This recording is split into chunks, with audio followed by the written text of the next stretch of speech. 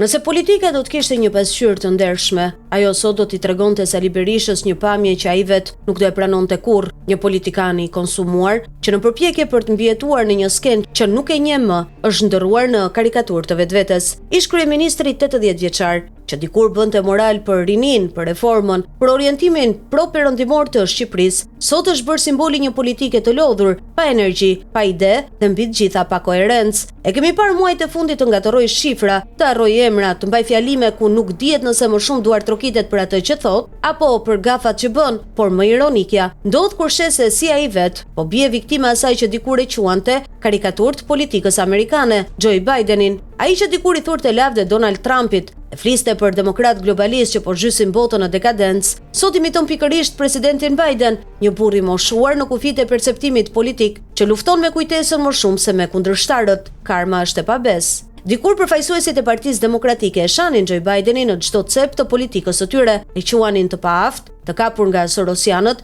një simbol të asaj çfarë ata pretendonin se nuk do të bëjë kurrë Shqipëria, por sot Berisha ka përfunduar në të njëjtin pozicion që e tallte, një lider i vjetër që ka humbur lidhjen me realitetin, që rrethohet nga një rreth besnikësh të verbër dhe që përpiqet të ngjallë entuziazëm me frikën, jo me shpresën. Dhe për të kompletuar paradoksin, vjen edhe zgjedhja e Lësivitas si strateg fushate, një ish këshilltari i Donald Trump. Por çfarë mund të bëjë një trumpist për një kandidat që sillet si Biden? Këshillat e Lësivita, përtej fasadës mediatike, janë të destinuara të bien në vesh të shurdhër. Një fushat që mbështetet tek një lider që mezi mban mend çfarë ka thënë vet. Nuk ka më nevojë për strategji, por për ndershmëri me veten dhe me votuesit. Fushata e Sali Berishës është kthyer në një teatr absurdi, një njerëz që akuzon të tjerët për korrupsion, ndërsa vetë është shpallur non grata, një lider që flet për të ardhmen, ndërkohë që mbështetet tek e kaluara, një parti që pretendon të jetë opozita e re, por që drejtohet nga figura më e vjetër në politikën shqiptare. Më shumë se një garë politike, ajo që ndodh sot është një përballje mes të ardhmes dhe një e kaluar që s'pranon të largohet, dhe në këtë përplasje,